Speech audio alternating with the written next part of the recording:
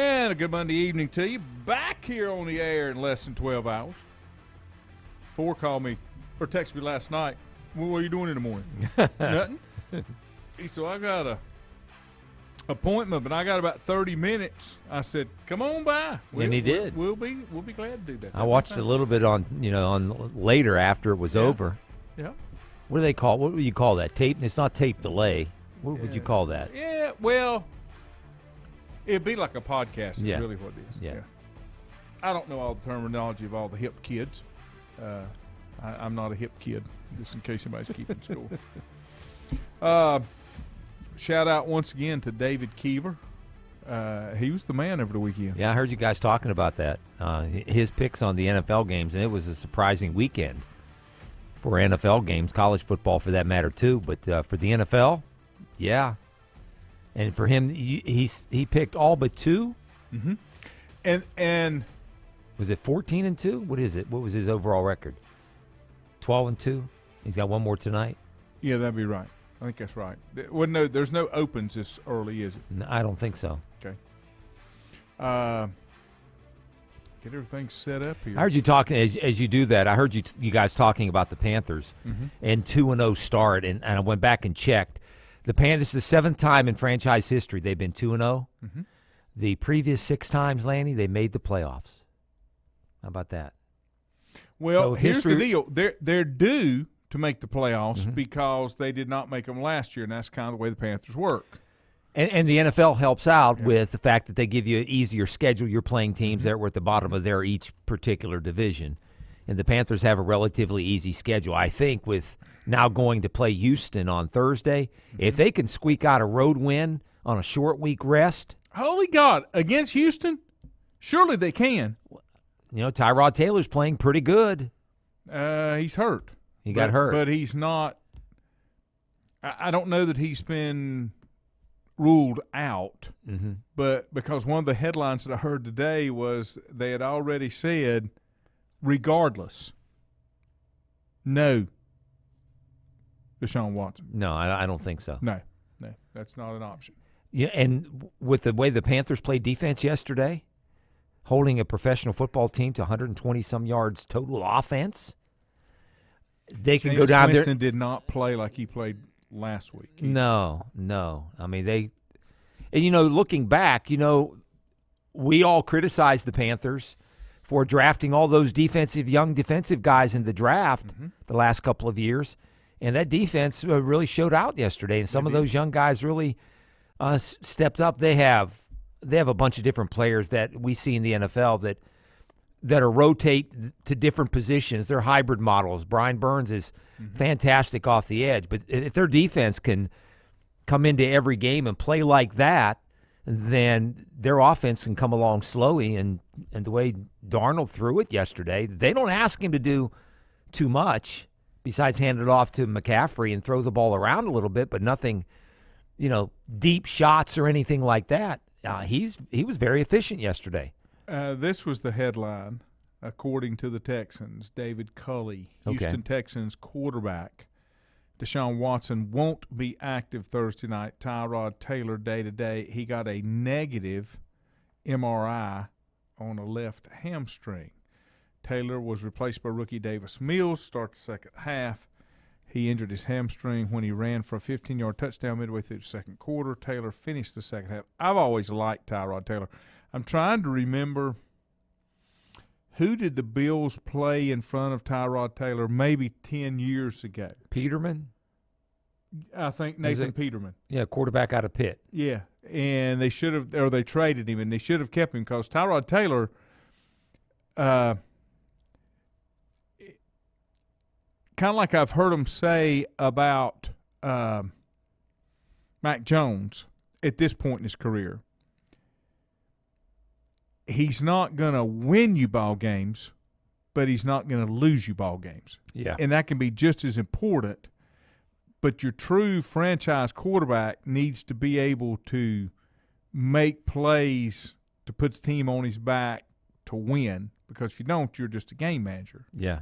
And they were talking about Teddy Bridgewater the same way.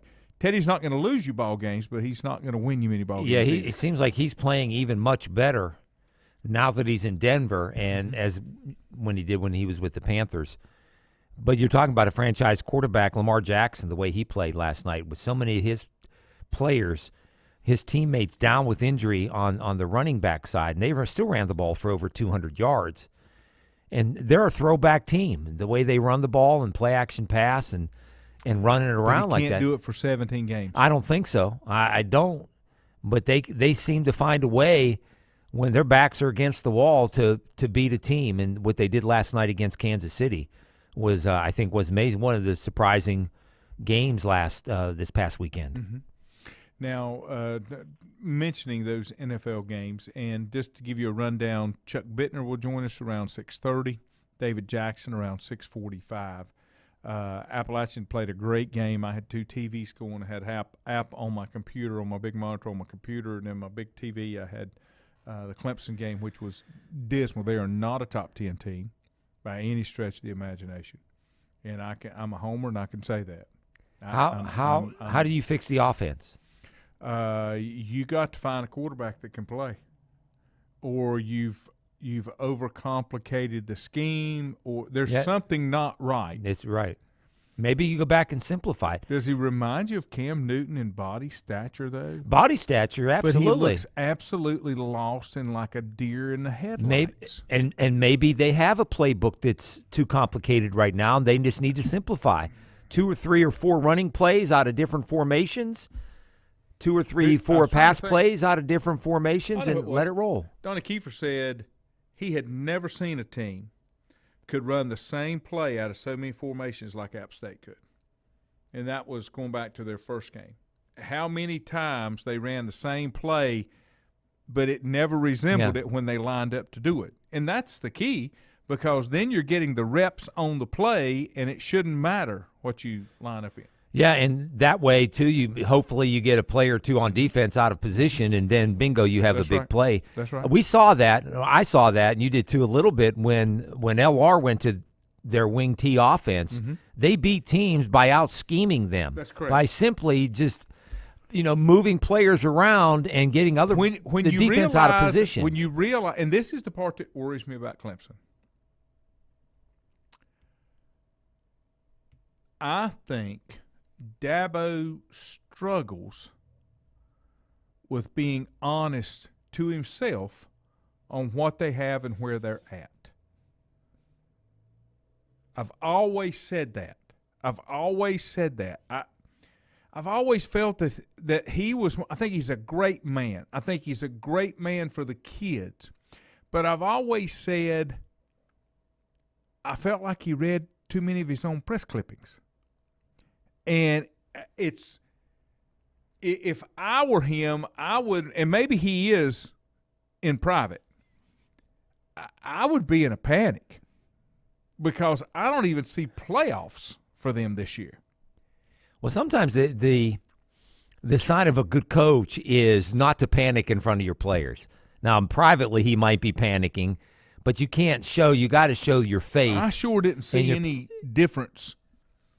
Yeah, I didn't watch in Georgia, and let's be honest, Georgia Tech and Georgia, 2 different football teams. And there's a really good chance they could have lost that game to Georgia Tech over the week. Yes, they could. A couple of different plays. But to go from a team that takes shots down the field and all these big splash plays, and remember, you can't make the throws.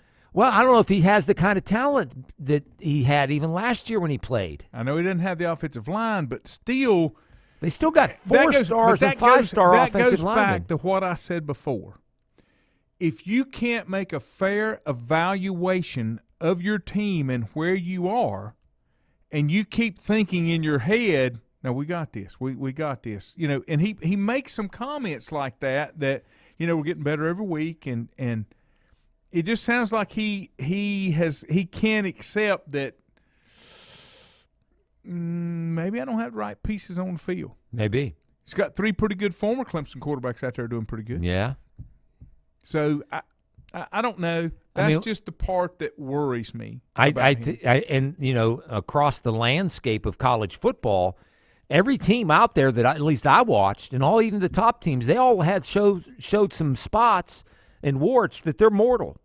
You're not seeing these big blowouts and you look at them in 5 minutes of action and say, hey, And you know, There's one of your teams. This morning, Avery made a comment. Avery Hall does color with David. He made the comment that he sees that coming from the year of having super seniors. That, COVID, transfer portal.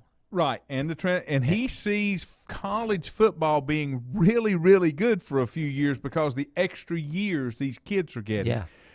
Go back and think when you get to the NCAA tournament in basketball, the teams that really go far and can make it from beginning to the end are the teams that have senior leadership and have older players. Yeah. Very seldom do you see a team of 5 freshmen going to dominate because they don't have that maturity to gel together. And I just think that he's exactly right. I mean, I just think that's dead on. Yeah. You know, and it's going to make a difference in college football for a couple of years till this stuff kind of rolls through. And maybe some of these top teams that had some of their best players graduate and go on to the NFL, and now they're trying to replace them even with 4 or 5-star players, guys that are still 18 and 19 years old, and they're going up against guys that are 22, 23, and sometimes 24, the super seniors. Mm-hmm. So even some of the other programs that didn't have guys that get drafted. The difference body type between 18 and 20-year-olds. Yeah. I mean, it's not without even a close. doubt. It's not even close. Some of those others tonight, not much. I just don't know if I'm even going to watch. I may watch a little of it, but NCIS opener tonight. Their premiere on CBS. Okay. At 9:00. Okay. And then there's They have a new program after that. I think NCIS Hawaii. Yeah, I saw that. Question: did the Cowboys win or did the Chargers lose? Both. The Chargers lost that game. Yeah. The Chargers lost that game. I don't like the Cowboys. More than not like the Cowboys, I don't like the Cowboy fans a lot because they're like Carolina fans. Not that I don't like Carolina, I just don't like Carolina fans. I really like Justin Herbert. I know that. I do a lot, yeah. and I picked the Chargers. I picked the Chargers in that game. How about the Steelers falling to the Raiders? And here's another question. Big Cowherd guy, you know that. Cowherd said Ben really looks old, to where Tommy looks like he's 34 instead of 44.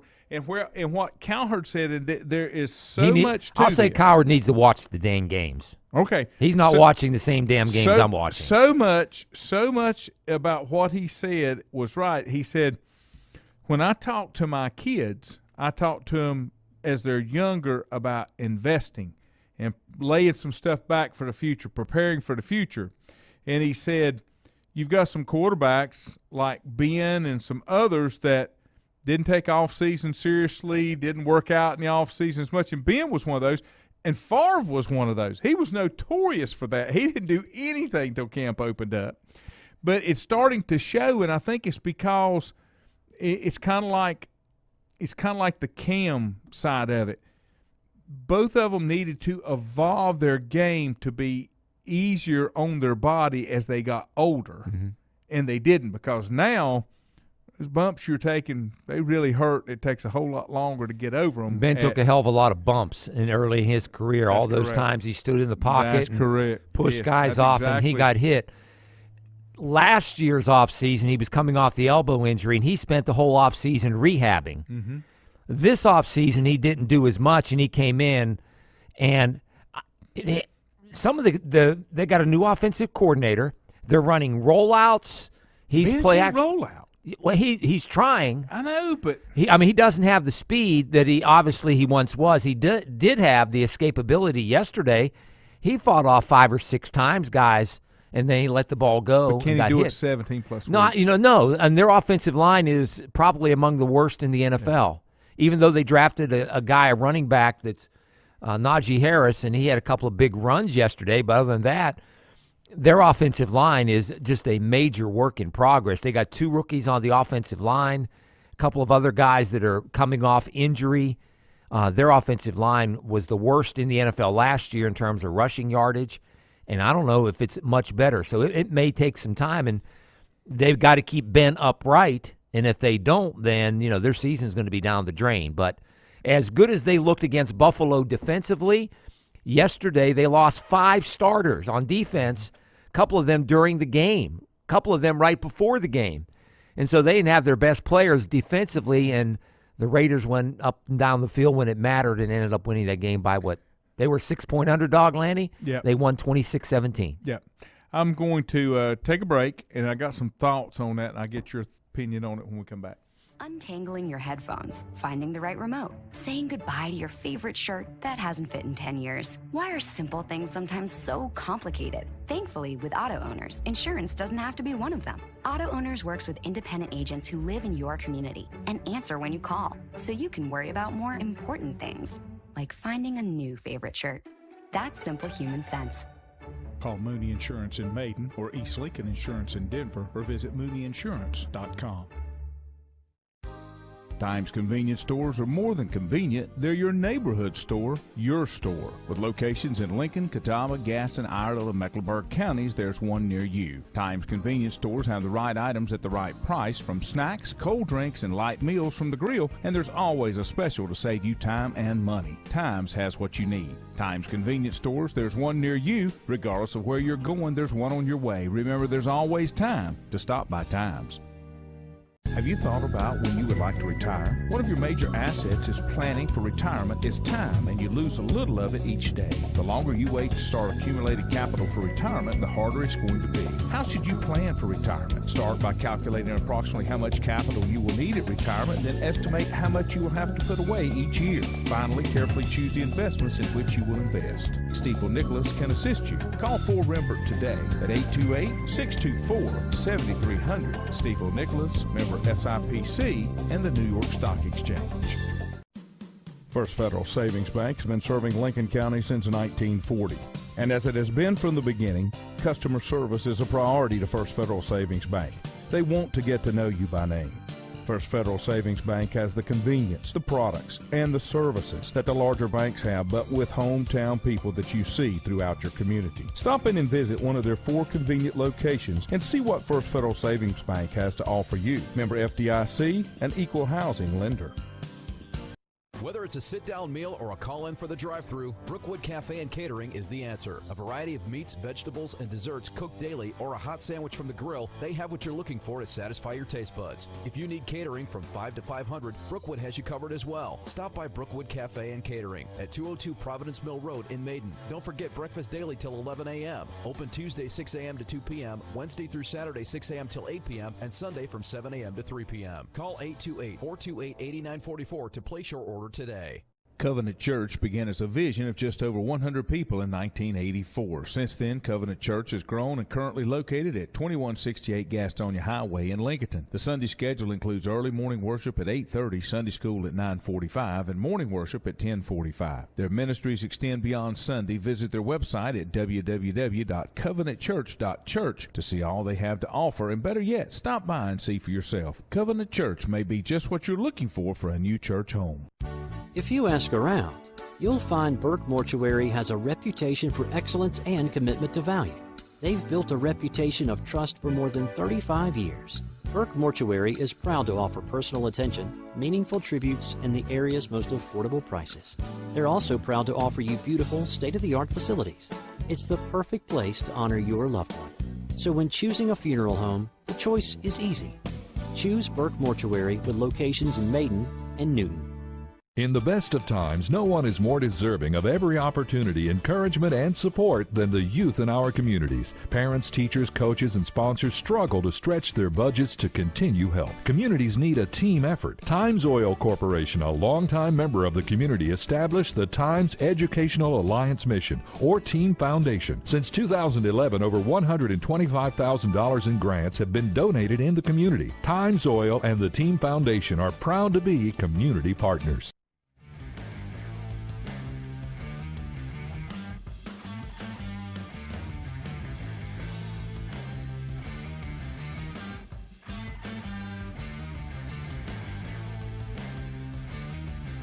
And welcome back. Let me give you my thoughts quickly. Chuck Bittner will be joining us here in about 10, 12 minutes. David Jackson after that. I feel like in the pros that they're holding on to players too long because they're scared to move on. And then you've got these players that the wear and tear on the body starts to show up. And like you were talking about, there were 5 players who went out on the Steelers yesterday. Those weren't fresh injuries. No, they weren't. These are things that – and then once the aggravation of an injury starts, you can't get it to stop. 3 of the starters got hurt with groin injuries. 2 of them on Friday during a walkthrough, no less, or light practice. Here we go. I'll say it again. They do not do enough practice to prevent the soft tissue injuries. Now, somebody tears out a knee or you break a bone, that's different. There's not enough preseason going to straighten that out. No. But the soft tissue stuff, I've tweaked a hammy. I've stretched my groin, whatever. I'm just a believer that stuff can be prevented with enough preseason work. Yeah. But they don't want to do the preseason work. And the part that the players can't understand is it's for their benefit, but they feel like they're making them do something they're not getting paid for. Well, T.J. Watt held out he was wanting the new contract, and he worked out. He was at all the practices, went to all the film studies and game planning and all that. But at the beginning of practice, he'd go through all the individual work, and then when they broke off into team stuff, he went off and did his own little workouts because he didn't want to participate and get hurt while was renegotiating his contract, and he signed the contract 3 or 4 days before the start of the season a week or so ago. Well, he goes out yesterday and has a strip sack and a couple of good plays, and he comes up with another groin injury. And he's out, maybe he could be out 2 to 4 weeks. And again, like you just said, it goes back to the fact that they're not preparing their body when they need to for this kind of thing. You can't prepare that soft tissue for the stress that you're going to put it under in game situation unless you really push it to that level. And there's so many other examples of a lot of these guys that the veteran players don't participate in the preseason, and the preseason was even shorter this year. It's funny, the Steelers played 4 preseason games where everybody else played 3 because they played the Hall of Fame game. Didn't have very many major injuries at all. But now they get ready with some of their best players to start the season. Some of them were dinged up against Buffalo last week, and I think they just re-aggravated them this week. And that's what I'm saying. Yeah. You shouldn't be dinged up this early. To me. No. Not if your body's been worked at it.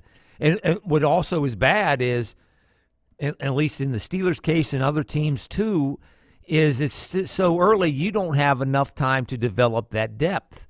Even though some of those guys did play in the preseason, I mean, it's not the preseason and the regular season. I mean, it's 2 totally different animals. I would have to question somebody that has knowledge. I don't have knowledge of how much actual practice time on the field, real practice time there is. I'm not talking about breaking down film and stuff like that, because breaking down film doesn't have anything to do with what you're going to put your body through when you get into game situation. So I would think that it's really, really limited, much like college and high school. There's very little actual body on body, getting that body. I liken it to this.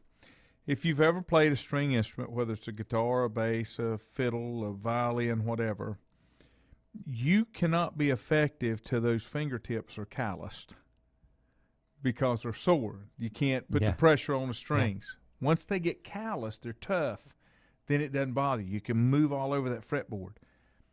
That's the same way I look at the soft tissue of professional and college athletes. You're not toughening up those muscles for the strain that you're going to put them under, and then when you go out there and you do, they fail. And I just think that's what, I just, like I say, I've always done it to play in a string instrument. Same thing. And this time more than any other time in probably our history in sports, we recognize injuries now, but we also go a little bit too far in trying to protect the athletes. You see it in baseball all the time where babying pitchers, they can't. There are a couple of teams that have not had a pitcher this year a starting pitcher throw over 100 pitches in a game. They played 100 and whatever, 50 games already. Some teams, there's 4 or 5 teams, have not had a starting pitcher go over 100 pitches in a game. Stuff like that. Because of the money they put into it? Maybe that is the investment, and they don't want them. And there's pitching limits, and I know this year because last year's shortened season, but in football, and maybe they're holding players back because they know that one extra game, it's a marathon. It's going to be 17 long, grueling games. But for some players it works and others it don't, but you see it every year, and more I think this year is that we've seen so many injuries in just 2 weeks in the NFL.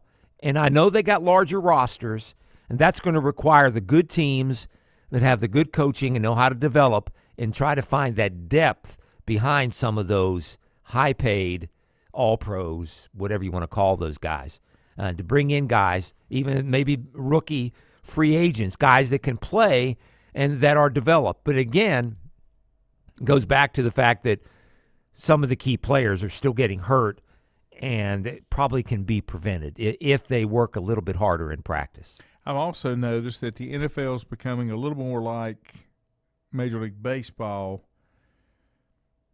with some of these big contracts that they're giving, knowing full well that player's not really worth that for the length of that contract. The one that comes to mind is Ezekiel Elliott. A lot of folks are talking, could this be his last year? Could this be Ben's last year?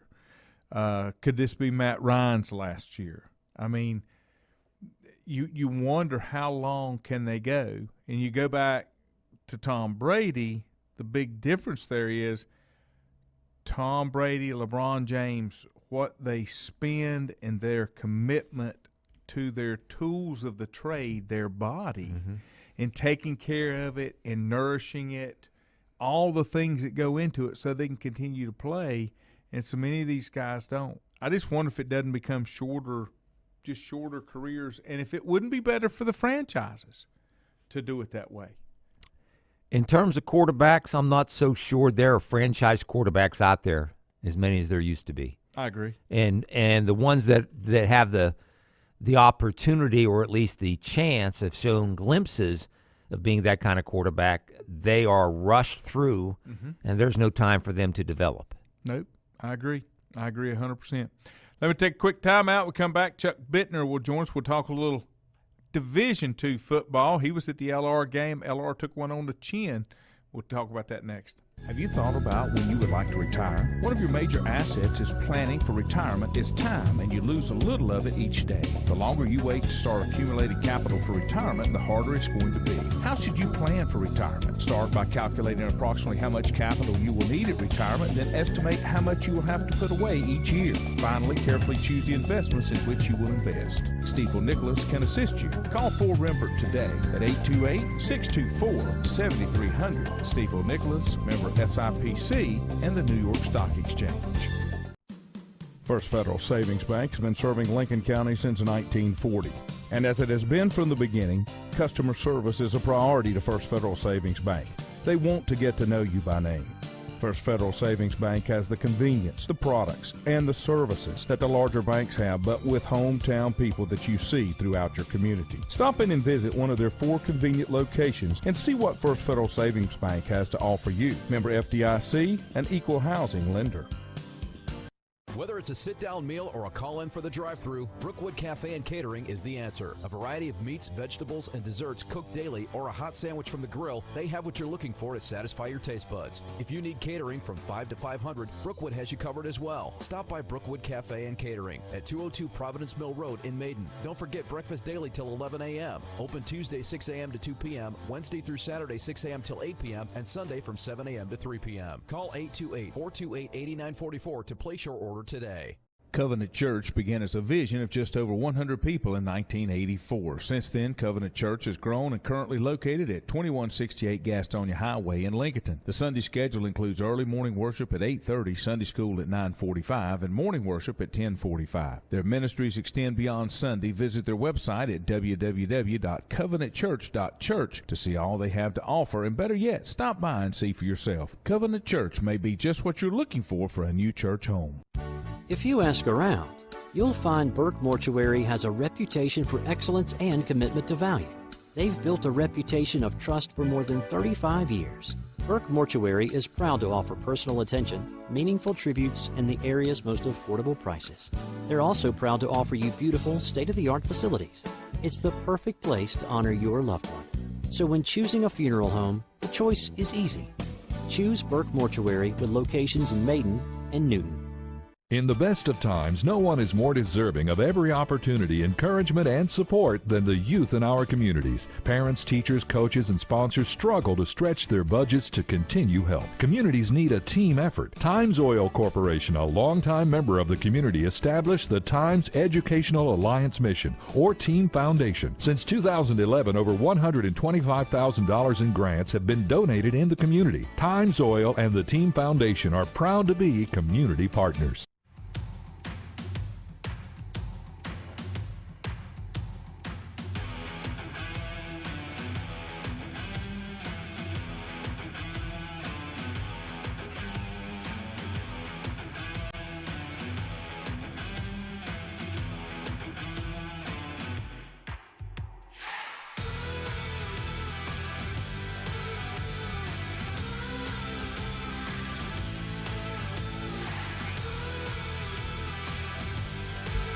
And welcome back. Glad to have you here on a Monday night. I won't say Tuesday night, but no, don't want to rush the week that far along. Are you back? You guys back here tomorrow morning again? Yep. Okay. Back here in the morning. Back here on Wednesday morning. We'll do a little pre-record with you on Wednesday. Bill Bender will join us as well. Hey, what were your other takeaways from college football this weekend? Great. I mean, just the Penn State whiteout game. Great, Did you watch that game? Yeah. I went ahead and went out there. Of course, my buddy, me and Wes play golf with his buddy Will. Will lit me up first thing this morning. 2-0 Panthers, keep pounding, and I'm like 8-9. I'm not backing off that. Got it on tape. It's all right here. Penn State won't beat Ohio State. Somebody mentioned that this morning. Thought that Penn State would beat Ohio State. Where they play at this year? I do not know. know. If it's at Happy Valley, boy. I don't see it. Their defense is not bad. I just don't see it. They have some dudes in the secondary and a couple good linebackers. They have a couple first-round draft picks at corner and in the secondary that they might give Ohio State. If Ohio State doesn't figure out how to play defense, I mean, anything goes. I read a story, and not knowing all the names of the cast of characters, Ryan Day said that the defense coordinator did not call the defense on Saturday, and I can't remember where I saw that. Was this a one-time thing because of? See, I don't know. I know they're having, Ohio State does have maybe one of the best defensive line coaches in all of, I guess, in all of college football, Larry Johnson, who's been around for a long, long time. But their defense is, I mean, they gave up all those points, almost 500 yards of offense to Tulsa out of the American Conference. Is that a super senior thing? That might be. ESPN's power rankings have got the Tigers at 10. Right there's a team I think Ford and I talked about this morning. Ole Miss is going to be a contender. I am not impressed with Notre Dame. I don't think Notre Dame's as good this year as they were last year. No, they're not, and they don't have. Again, the teams that are struggling are trying to break in new quarterbacks. Going back to what I said before, you get so focused on this moment, you make no plans for the future. And they do it in college football as well. Did nobody at Clemson come around and say, we're going to lose Trevor next year? We're going to lose Trevor. And DJ and Travis filled in okay. Yeah. But they have a couple. I think he's regressed from last year. Clemson's quarterback. He just looks like he's, I don't say scared, but it looks like he's trying to process so much information that he's almost in lockdown mode. He's paralyzed by analyzing things. They have normally you see Clemson just throw a deep analysis paralysis, something like that. Yeah, they usually will test the field. They'll stretch it and throw it down the field. And they have dudes and game breakers. Right now, they're just not showing that. No, it was not pretty. And maybe they just give it to Shipley all the time and let him try to and win the line of scrimmage. Again, simplify the offense. They're going to have to do something. Coastal beat Buffalo, and it was the first time Coastal had ever defeated a MAC team. They had played a number of MAC teams and lost. I can appreciate what they've accomplished, but they're not the 16th best team in the country. No, but over the last year and 3 games, they've played as good as anybody for maybe at their level. Well, here's why I'll ask you that. Just looking at the power rankings. Yeah. Can Coastal beat Michigan? I don't. If it's at the big house, probably not. But they might give them a good. Can Coastal beat BYU? Yeah. You think so? Yeah, they did last year. UCLA? Probably this year. Carolina? No. Michigan State? No. Wisconsin? I don't think physically they can beat them, but Wisconsin. Auburn? No. Arizona State? Probably not. All of those teams are ranked below them. Yes. And but you can't penalize. Yeah. Now, the other you team got to reward them for being Power 3-0. Another team that's not a Power 5. Cincinnati, right? Yeah, and they're ranked 6th. Cincinnati probably give A&M a game. They will. Oklahoma a game. Florida impressed me. Florida and Georgia will be, isn't that the world's largest cocktail party? It is. That will be a great game when that one comes up. Florida breaking in another quarterback, right? They lost Kyle Trask last year, and they had been rotating 2 quarterbacks, and I think only one of them played. What they say? If you have 2 quarterbacks, that means you don't have one. October the 30th. Put that on your schedule. That is down in the swamp. Okay. The world's largest cocktail party. That's usually played in Jacksonville, by the way, I believe. 3:30. It doesn't say. It just says that's when they play Georgia, and it's not at. So. Yeah, in the past, they played in Jacksonville. Okay. Let me go to the phones here. And good evening, sir. Good evening. How are you? I am doing well. Great. Hey, Chuck Chuck. Bittner? Yes, sir. Glad to have you on with us. We are live. Hope things have been not too bad for a Monday. Not too bad until about 4 minutes ago when I realized that I was supposed to call you guys about 10 minutes ago. That's okay. That's okay. You're here now. We appreciate it. That means it's all okay. We were just sitting here talking about some of the games, and I had a listener this morning that made the comment, and I'm sure it filters on down to like D2 and D3, that college football is much more competitive this year.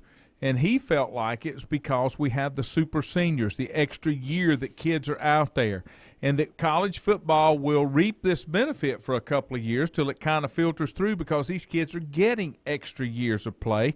And we made the conclusion or came to the conclusion that that's what happens in the NCAA tournament. The teams that have more senior leadership, more kids with experience, seem to do well over the long haul. Would you agree that that's maybe happening and maybe happening all the way down to the D2 level? It is, and I also agree that we're not going to see this completely level out for a couple of years. Yeah. And the super senior thing is very interesting because over the next year or two, you're going to have more students that graduate with multiple years of eligibility left. Typically, that's been something that graduates can take advantage of for maybe a fifth year. If they've been in school, they've done 3 years of athletics, they have 1 year left, but they've graduated. That's been the norm. Now you're going to see players graduating with 2 and maybe even in some cases 3 years of athletic eligibility left. So that's going to be really interesting to watch. I've got my eyes, I don't want to mention names because I don't know what their intentions are, but I've got my eyes on a couple of players who are really hot prospects in Division II who are likely going to graduate this coming May next year and still have 2 years of eligibility left. So, yeah, the competitiveness, the unpredictability has a lot to do with how much movement there has been in rosters from the end of 2019 to today. And that cycle is going to continue for at least another year, maybe 2 years. So it's very interesting and almost impossible to keep track of. Hey, Chuck, you were at the South Atlantic Conference opener over the weekend down in Newberry when Lenore Ryan went there. And how surprised were you that Newberry won that game over the Bears, considering what Lenore Ryan had done at Newberry back in the spring? Had beat them with a true freshman quarterback, 13 quarterback, and they have all-conference quarterback Grayson Willingham back. And Newberry broke open a 14-14 tie at halftime. What were you surprised? What were some thoughts on you watching Newberry beat LR Saturday? I was very surprised, and really it had more to do with what I had seen from Newberry the week before. Mm-hmm. I had been in the same place, same time the week before to watch Newberry against North Greenville, and I had thought that Newberry had a really good chance to win that game, and they did not. They were competitive, but they really couldn't do much of anything offensively. They couldn't establish the run. They couldn't push the ball down the field with their downfield passing game. They struggled to stop almost anything that North Greenville was doing. And I just thought, if they really couldn't get it going against North Greenville, I don't see how they're going to be they're going to be real competitive with Lenore Ryan, because Lenore Ryan's even more explosive offense than what North Greenville has been historically. And I had a lot of confidence in LR's defense from what I saw in the spring and what we saw in the opener at Virginia State. So I really did not see that being a close game. And I've often said the way you have to beat Lenore Ryan is you have to survive the first quarter, because they have such a tendency to start fast and make you play from behind. And when LR went right down the field and scored in a couple plays on the first drive, I thought, oh boy, here we go. It's going to be a long night for the home crowd. And to their credit, Newberry got that score back immediately, and then they just went to work methodically doing what they're good at. And I have not seen Newberry play that well since the end of the 2016 season when they beat Wingate to finish undefeated in SAC and win the conference title. So I know that they have that in them. I will be honest, I think Newberry is a team that has underachieved the last several years. Mm-hmm. I don't think that they have frequently played up to the talent level that they have. So I wasn't shocked that they were able to do that. I just was shocked that they did do it. So it was a great game for them. I think if you're a Lenore Ryan fan, you really just have to say, you know what, they got us. They outplayed us. They out-executed us. They had a great night. So it was a great day for them. Really, really tough loss for Lenore Ryan. It's always hard to start conference play 0-1. So, in a year where you've only got 10 games on the schedule, and now you start 0-1 in the conference, it's a tough road ahead. They've got a lot of work to do to make sure that they get refocused on what their goals are. They can still win the SAC championship. That is not off the table at all, and playoffs are still out there. So there's a lot to play for LR, but there's going to be a lot of work to do. Yeah, and they're back at they were back at work on Sunday, out on the practice field, trying to get things turned around. From Saturday's game, we noticed that Newberry made a change at quarterback in the second half, and they ran the ball against LR quite effectively. Seemed like they average about 6 or 7 yards a carry. Winning the line of scrimmage is also unusual, but it's almost like they scouted LR from the spring so well and decided, hey, we saw what they're going to do. We're going to change a little bit. We're going to make that adjustment, and they did so in the second half. Well, and that's another thing that historically I've been very critical of Newberry for not being consistent in the quarterback position. Since 2016 when they had Raleigh Eldell, since then they've had a tendency to shuffle quarterbacks in and out. They've been indecisive. They've tried to use quarterbacks in different situations, and they've had good players, but they just couldn't really settle in with a guy who ran their offense. They have that now with Dre Harris. What they did on Saturday was throw a changeup that I was not expecting at all, because it's not like Dre Harris wasn't playing well. Mm-hmm. They were moving the ball, and he was making plays for them. They went with a changeup, and I think that really caught LR off guard. And then they weren't really sure what to expect with that quarterback. To my knowledge, that quarterback's never played. Yeah. So I don't think there's anything on film for him. So when he came in, I don't think that the coaching staff really knew what to expect with that change. Is this going to be a passing quarterback? Is this going to be, sprint options? Is this going to be triple options? They didn't even know what to expect. And it worked really well, and then I was happy to see Newberry go back to Dre Harris to play most of the snaps the rest of the game, because he was a real difference maker for them. So you got to give a lot of credit to Newberry. They had a good game plan, and they executed extremely well. Yeah, veteran coach Todd Knight helping Newberry get off on the right foot for I want to call them the Indians, but they're the Wolves right now, and it's so unusual. I did hear that Newberry's they're going to start announcing over the next couple of months. They're also redoing their football stadium. They're supposed to be doing a new press box. They have a new field house in the one end zone, and they're going to have a phase 3, I believe I heard. But some of the SAC schools are starting, I don't want to say catch up, but they're starting to enlarge or increase or improve their athletic facilities, which is a sign that maybe football is pretty healthy in the South. It's overdue at Newberry. Yeah. If you compare their facilities to almost everybody else in the SAC, they are behind. But the benefit that they have with their facility, the way it's completely enclosed with the wall that goes all the way around it, and the seats are very close to the field, much like they are at Stadium. When you pack 2,500 people in there, it feels like twice that. Yeah, sure does. It's very intimate. It's very passionate. And much like LR, a game day at Newberry is just an amazing experience. I love driving on the campus, and as soon as you get into town, get close to the campus, you see the tailgating, you see all of the red everywhere. So some updates to their facilities are going to make game days even more pleasant there for them, obviously, and going there as visitors. It's going to be a lot of fun. It is overdue there. And also, just like in Division I, they have to compete. And those facilities are recruiting tools that they need to compete with the other teams. So when recruits come on campus at Lenoir-Rhyne and they see all the wonderful facilities that are there and what's coming in the future, that makes a huge impression. So Newberry's got to make the investment to compete. So it's not a surprise that we're seeing that. Chuck Bittner, you can follow him on Twitter at D2Chuck.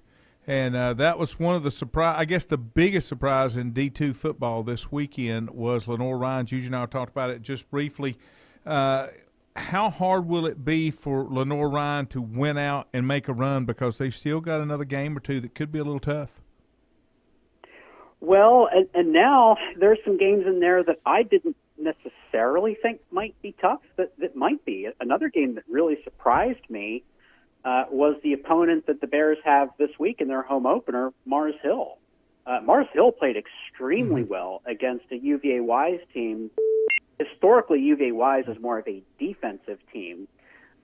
They've actually really turned that around. Their offense had really been humming in the last several games going back to the spring. I think Mars Hill has the best defense they've had in several years.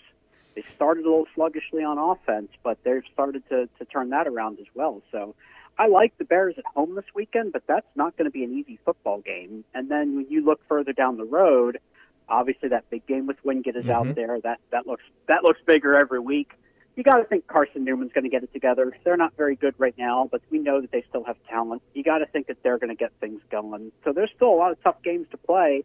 The Bears really have to just embrace that week-at-a-time mentality and focus on winning the remaining games they have. And that could be good enough to win a SAC championship. It might not, but it should get them in the playoffs, even if they don't win the SAC championship. So Chuck, everything to play for Lenoir-Rhyne. Chuck, we appreciate your time, sir, and we'll chat with you again. Looking forward to it. Thanks, bud. Thank you, Chuck. Bittner. Thank you. We appreciate your time. And Juju, that's the whole thing. Now you've really kind of put a monkey on your back if you're Lenore Ryan. I did post something on Facebook that the Bears have won 9 South Atlantic Conference championships in school history. They're going for their 10th. Only one other time when they won the South Atlantic Conference championship, when they lost, did they ever go on to win a championship after they lost their opener, their conference opener. That was back in 2012 when they got beat at Carson Newman and then came back and won the conference championship. Carson Newman got knocked off twice. So it's going to be tough. They're going to have to win outright if they hope to get some home games in the playoffs as well. Let me go back to our phones and bring on a good friend, David Jackson, once again on a different platform, but once again the voice of the Mountaineers. How are we, sir? Well, the occasional. How about we throw that word in there? How you doing, buddy? I'm doing great. It was really good to have you and Avery on that call. I had that pulled up on the computer, had my Tigers up on the other computer. I'm old, so my memory is not as good as it used to be, but did Avery not do the first bowl game with us, the very first bowl game? He sure did. Okay. That was the Camellia Bowl down in Montgomery. That's he correct. was on the call. Daniel Wilcox had been our color analyst that year, and he took a job at Georgia Military College as a coach, and NCAA rules would not allow him to be at the game. So I thought that Avery was picked right. it, and, Yep. And I think that was the first game that I had an opportunity to work with Avery, I believe, because Daniel had come in. That's right, yeah. And Avery and I started doing games together back in really in 1998. He came on as the color analyst, and I was the sideline reporter back when Mike Waddell was the play-by-play voice at App. And then when Mike left and I got the opportunity to do radio play-by-play, Avery and I worked together from 2000 to 2004, and then every once in a while, if we'd need a pinch hitter, he was usually around. So it was like riding a bike, getting back in the booth with him. His son AJ plays on the team now, which is really kind of neat, and it's fantastic to work with him again. We've had a long time spent together, and it was like riding a bike the other day. I got to get back up there. There's so many changes been done. The new addition on the end zone end with facilities, and of course the Jerry Moore Plaza that was opened up. Appalachian really hasn't missed a beat. A lot of folks were concerned when they made the move from FCS to FBS. Well, that's going to just kill the atmosphere and what they've built and the way people followed it. And I think it's even more rabid now than it was.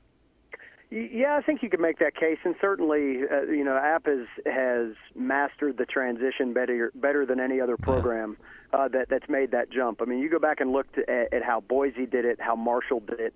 They had some instant success, in Marshall's case at least.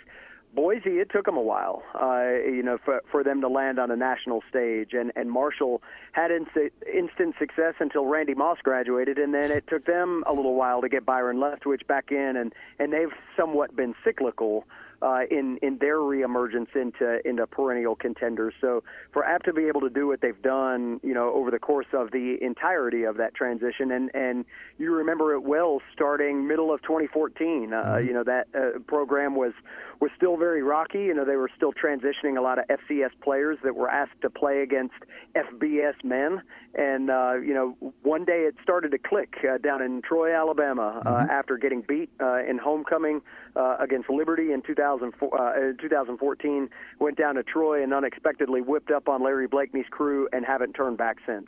They've been one of the winningest programs at FBS since they made the transition up there with the likes of Clemson and Oklahoma and some others, Ohio State, and that's certainly a great company to be in considering where they've been. And one more quick point on that, I think that's something that stood out from the Miami game, even though they lost that game on the road a couple weeks ago, was program maturity. To see where the program had come from in a 5-year span of time, the players are bigger, faster, stronger, more athletic, and that just goes to show that Eli Drinkwitz, Scott Satterfield, Sean Clark have been doing a pretty good job maintaining what has been a championship machine for a long time. Hey, David, if you could give us a feel what the dedication was like on Saturday and Coach Moore's influence on the program and on the campus even to this very day.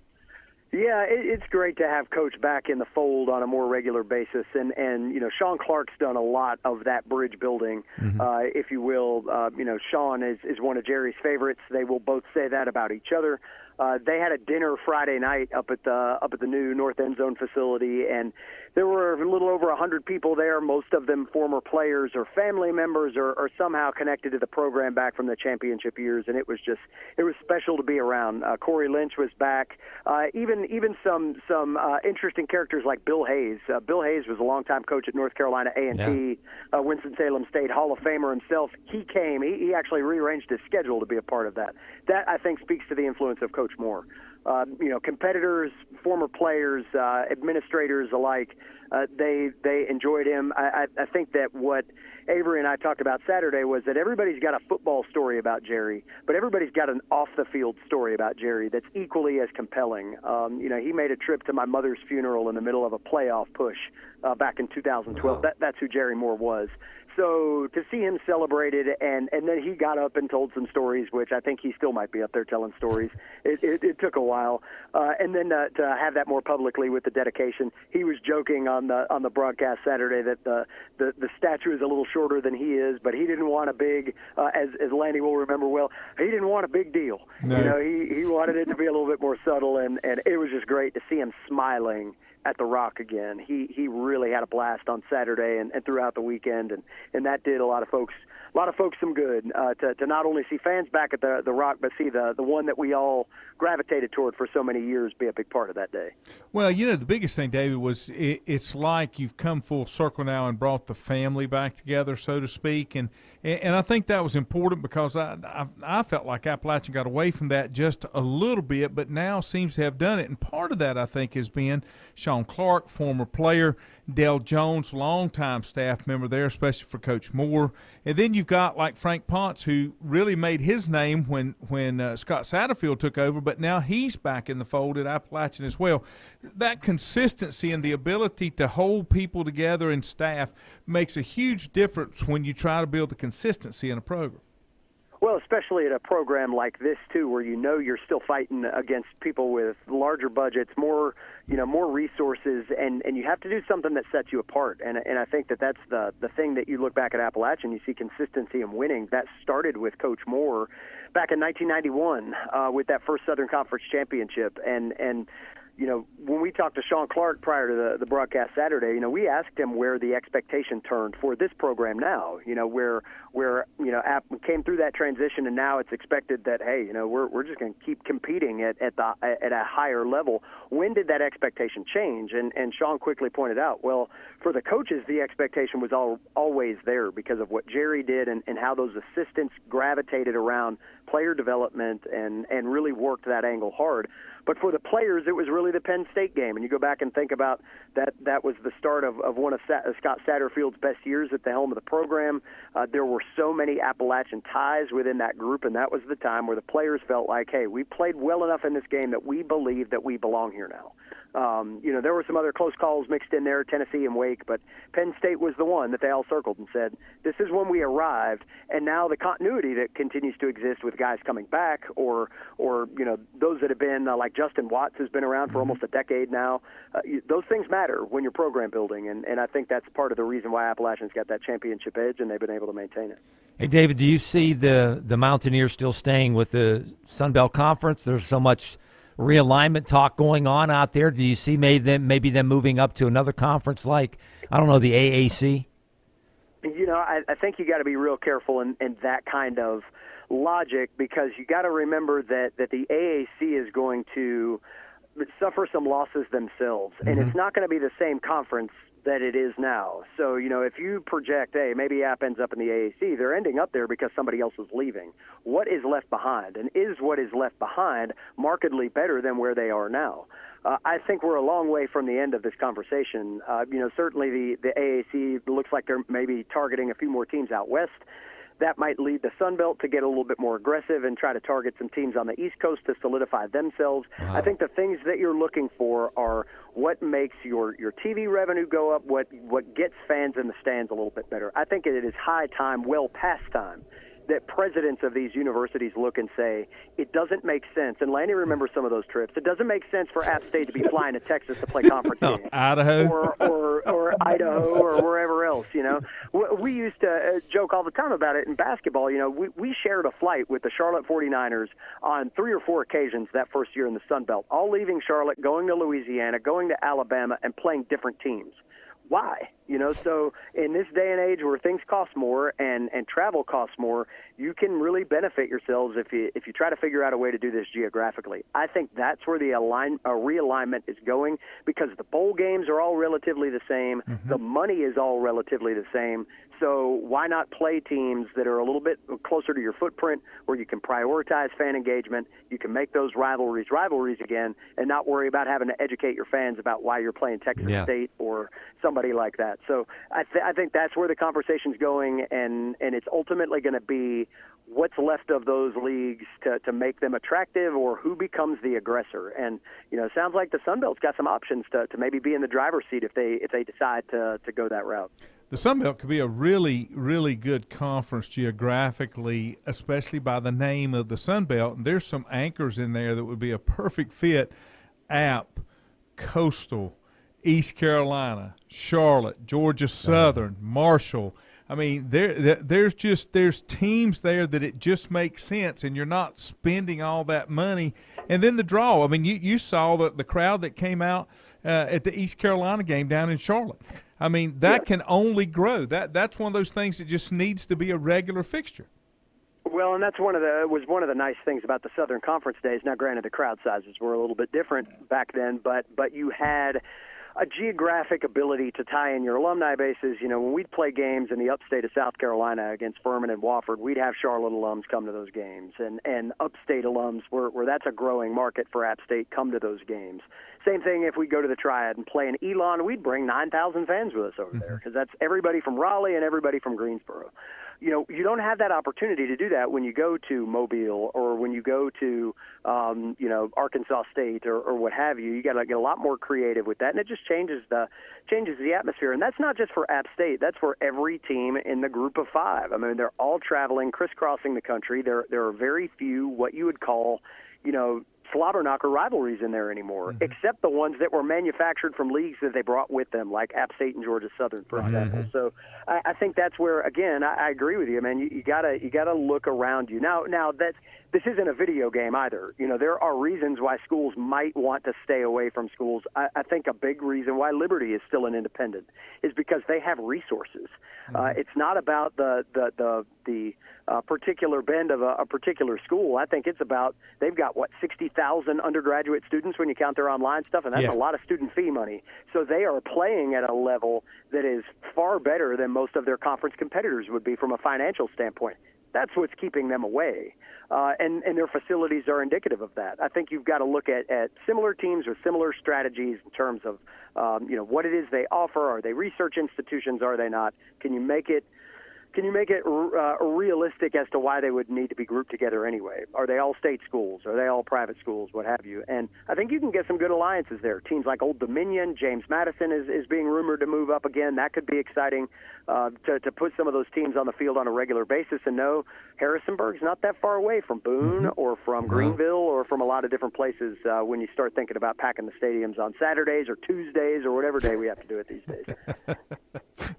we were just talking about that, going up here to a game, and Juju said he had a chance to get some tickets for the Thursday night game. Short week this week, and I'm like, dude, I can't do Thursday nights. I have to get I won't even get a chance to go to bed on Friday morning when I got to get up. And then you got a Tuesday night game, and then another Wednesday night game down the road. Yeah. Now I like that as a fan. I like that because there's football on all the time. Now I do like that part of it. Hey, Boone Saloon's got Taco Tuesday on Tuesday nights, man. That's a perfect lead-in right into the game. Okay, there you go. Yeah, I know. One final question. We're talking with David Jackson. The footprint, the recruiting footprint of Appalachian seems to have remained the same, even from moving up from FCS to FBS. They still have the same basic footprint. How important is that once you lay that groundwork for certain schools, certain coaches, to pull those kids in where that talent's going to be coming through? Sure, I think that's an established track record. That goes back to coaching staff continuity. It's not just Sean Clark or Eli Drinkwitz or Scott Satterfield or Jerry Moore. It's Dale Jones. It's Justin Watts. It's those assistant coaches that have developed relationships for App State. Suburban Atlanta remains very strong. Frank Ponce's influence has brought Miami back into the fold once again. Certainly anywhere around Western North Carolina or the Triad area. I mean, those have been longtime strongholds for App State. And I think a lot of that goes back to the assistant coaches maintaining those great relationships. So, yeah, you're right. I mean, it helps you when you can say to a kid who's 17, 18 years old, you can go to the same school that player X, player Y, player Z went to, and their jerseys are hanging up in the high school wall. They're the ones that those kids are trying to emulate as they become freshmen, sophomores, juniors in high school. Now there's an established track record. Mm-hmm. I can go to X high school and be like this guy who I've been looking at his jersey for the last 4 years, and now I'm going to go do it again because he went and started this particular program. The schools that have had the most continuity, when you think about it at the top level too, I mean, you go look at Alabama's roster, go look at Ohio State's roster. They're tapping a lot of those same markets every year. Even on a national level, they're going to those elite programs and grabbing the elite players. And I think App's been able to do that more on a regional basis, and their roster certainly looks like it. I think it's a little bit more North Carolina heavy now than maybe it was at the beginning of that transition, which obviously from a state perspective and let's be honest here, a ticket sales perspective, that's certainly a good thing to see overall. Well, there's a lot of talent that they pull out, and if you look at the roster, you'll see it out of the Charlotte area, out of the Wake, Greensboro area. Those are big markets with a lot of kids that can play football that you want to keep in state if you can. That's right. Well, and hey, there were two former Watauga Pioneers on the field. Anderson Castle scored his first career touchdown in the fourth quarter against Elon. Jackson Green was playing safety. His dad played for Coach Moore and alongside Sean Clark back on the 95 team that went undefeated. So there's some lineage there. That kind of stuff is great for here. It's not just the program down the road. It's a place now where you can draw a map from a pretty successful high school program that produced Eric Breitenstein several years ago, who's an All-American at Wofford and played with the Panthers. And now, here they've got guys that are going to this level. So it's been exciting all the way around, and hopefully they can continue to maintain what was a good start to the year and have an electric atmosphere here Thursday night against Marshall. Yeah. My wife wanted to make sure and tell you she enjoyed the call as well on Saturday night. And Fred has a daughter that plays down at Francis Marion in softball, and he said that's the reason that they and UNC Pembroke are changing to the Conference Carolina from the Peach Belt so that you can get more geographically related. And there's more and more teams going to have to do that to survive because the travel's going to kill you if you don't. That's right, and it just doesn't make logistical sense when you look at and it's not just an athletics issue. I mean, think about how campuses are having to prioritize spending right now. Mm-hmm. If there's anything that you can do to make your spend more efficient, you got to look at that. And part of that is, on the athletic front. I mean, I understand why it got the way that it did. But I also think that was more of a keeping up with the Joneses mentality rather than smart fiscal responsibility. So now you can get back to that. You can still have a premier product and drive something that will satisfy TV, will satisfy your fan base, and in a lot of ways, keeps you from spending so much money, allows you to make more money with better gates. I mean, it makes sense all the way around. So, and I just want to know, now that you've got to be done chasing volleyballs all over the country now, you got to be like a season ticket holder again. I mean, we can get you a screen that you can still watch the Tigers on Saturday if that's what it takes. Okay, if that's what needs to be done. When Juju said we'll go up there, we got offered 2 tickets, I said, what are you talking about, dude? We're going on press passes if we're going to a game. I don't sit in the stands anymore. I'm on the press side. I'm on the media side. I got to go up there for the media side. Hey, David. The meals are still pretty good. I know. So, I know. I remember them well. Hey, David, I never had a chance to ask you. I know you may or may not remember. Back in 2007, it was the week after the Michigan upset, Lenore Ryan played against Appalachian. You had maybe an hour, 2-hour pregame show, and you were kind enough and professional enough to invite me to be aboard the pregame show. So I want to thank you for that because, I mean, I didn't know exactly what to say because I knew what the outcome was going to be, but you were a real pro, and I just never publicly had a chance to tell you that, so I appreciate that. Well, you're you're a legend in your own right. When you emailed me the other day, I'm like, man, I got an email from Juju. This is huge. Oh, yeah, yeah. But, you remember that game. I mean, obviously nobody was thinking that App was going to beat Michigan going up in 07, but we spent a lot of time that summer working with LR to really build up some of those old rivalry stories. Gerald Adams was a huge piece to that. And we were getting guys out and getting on different radio stations around the region and talking up the good old days. So we felt like, hey, this is going to be the angle for this game. We might as well plant some seeds. But certainly life changed after that weekend. But we wanted to at least tip our hat back to that why we were there in the first place. And I mean it. I've heard about you and studied you and followed you for a long, long time. I know Mike Waddell was a big fan of yours back in the day. That's really where that started. And it's just always a pleasure to be able to talk football with you guys. And Lanny, the meals are free in the press box still too, so I'm sure that'll get you up there even faster. That's exactly right. I'll have to do that. DJ, thank you so much for taking the time, my friend. We got to get together and have a cold one and go play a round of golf. That sounds great. Anytime, guys. All right, buddy. Thanks, you, man. See you, buddy. That's David Jackson. I still call him the voice of the Mountaineers. He was when I was there. And the couple of years I got to spend doing that was a lot of fun. You'd catch those 727s out of Charlotte or 737s, and we'd head up out of the little airport in Hickory going off somewhere. And I did not get the opportunity. I was scheduled to go on the Idaho trip to go watch them play the Idaho Vandals, okay? I had back surgery that week and didn't get to make it. Now, I can't say that I missed flying to Idaho. Okay, that was not one I was looking forward to. But during my travels, I got to eat my first real alligator down in Louisiana, where Jake Delhomme played. Yeah. And no crawdads down there. Didn't have crawdads. Brett Favre, another one, legend from down there. Got the Troy game that he's talking about. I should have told this when he's on the air, and then I'll stop. I promise. The Troy game, we went down to Troy, and this is a true story. Troy's just a little country place now, but we went to Troy, and the stadium was empty. I'm serious. There wasn't 2,500 people in this stadium. Huge stadium. Wasn't 2,500 people in the stadium. So we asked the question, where is everybody? Because Troy wasn't bad. Where is everybody? Well, there's a problem with today. What was the problem? Alabama's at home, and deer season opened up. Oh, wow. So that's where everybody was at. Nobody was at the game. And I'm like, now that is local sports right there. Well, that's like Carson Newman. If UT played on a Saturday afternoon, Carson Newman's game would be Saturday night. Yeah. Or vice versa. And that's what this was. Yeah. Alabama was playing that night, and Troy was playing the afternoon, which didn't work out good because that's where people listen to my wife. I want to go to the game. We can spend the night in Boone. She's just out about spending the night in the Boone. There you go. All right, I'm getting out of here. Thank you, sir. As always, it was a pleasure. I appreciate it. You guys have a great day. I'll see you in a couple of hours. We'll do it again and see if anything's changed. You can have an ironed out with your wife. Yeah, I can do it. See you guys.